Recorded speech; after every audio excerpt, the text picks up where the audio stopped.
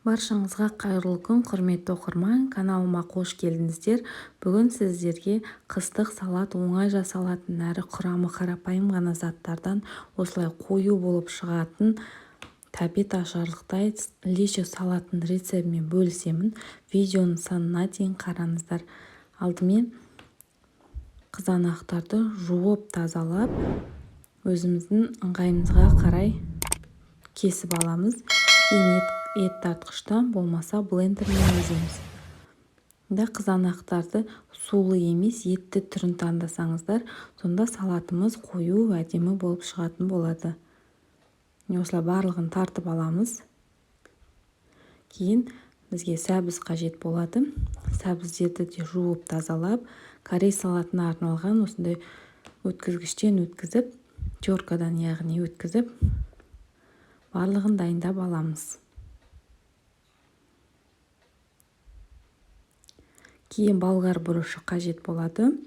Оны да жуып тазалап, видеода көрсетілгендей міне осылай ірі де емес, ұсақ та емес көлемде көбіктеп турап аламыз.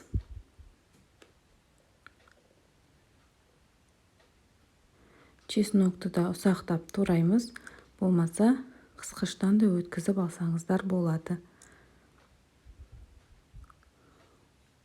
Укропты да ұсақтап турап аламыз.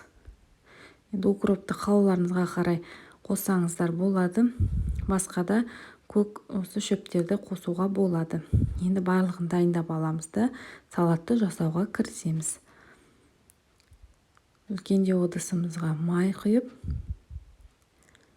кейін жаңағы тартылған қызанақты құямыз.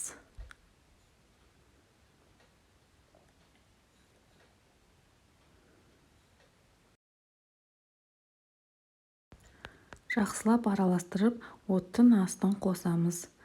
Ең қақпағын жауып 15-20 минуттай қайнағанша күтеміз.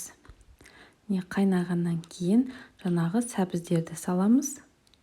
Оны да жақсылап араластырып 15-20 минуттай қайнатамыз.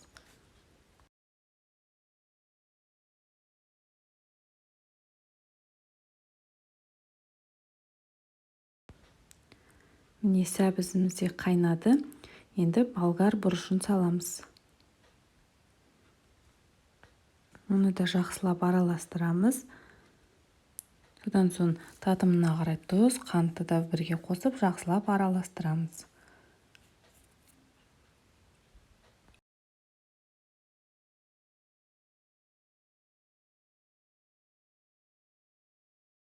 Араластырып алған соң чеснокты қосып 45-50 минуттай пісіреміз. Кейін пісуіне 10 минут қалған кезде жаңағы укроптарды қосып тағы да қайнатамыз. Жаңағы болгар бұрышы сәбіз жұмсақ болып пісу қажет.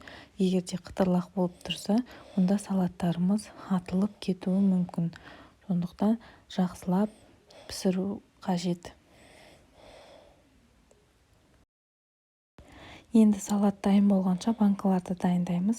Жақсылап жуылып тазаланған банкаларды буда стерильдесеңіздер, болмаса осылай суға 1 шай қасық көлемінде уксус қосып, барлығын осылай шайқап алуға болады. Осылай барлық банкаларды жасап шығамыз. Енді салатымыз дайын болды. Банкаларға ыстықтай күйінде құямыз. Егер де осылай көп мөлшерде жасаған болсаңыздар, оттың астын өшірмей, баяулатып қана қойып, барлығын құйып алу қажет. Салатымыз суып кетсе, онда атылып кетуі мүмкін.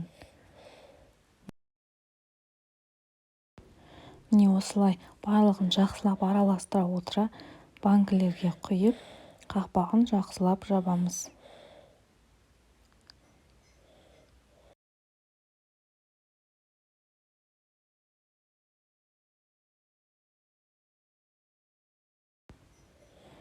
Кейін банкамызды төңкеріп, жылы жауып 1 күнге қоямыз.